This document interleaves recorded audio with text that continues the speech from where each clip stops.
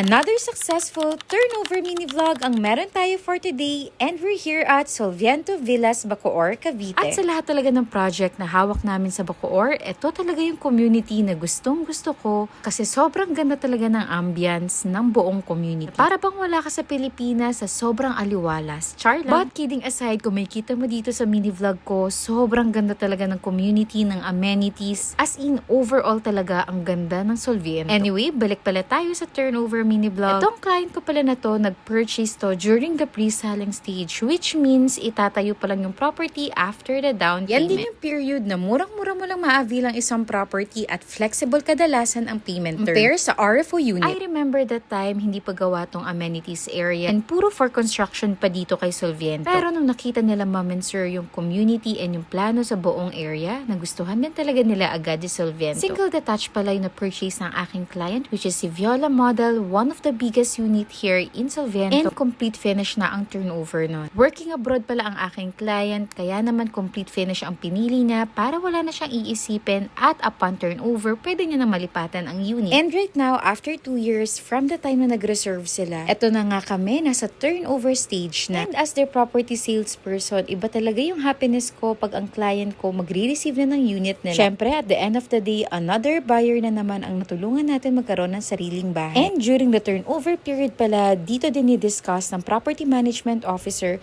lahat about the community policy, unit acceptance, warranty, and the punch listing of the unit itself. Kung saan si buyer i-check lahat ng physical attributes ng unit na nabili nila. And I can say another happy buyer na naman ang meron tayo. O siya, that's it for our mini vlog, and hopefully ikaw naman yung sunod na matulungan ng team namin magkaroon ng sariling bahay. See you soon sa tripping. Paalam!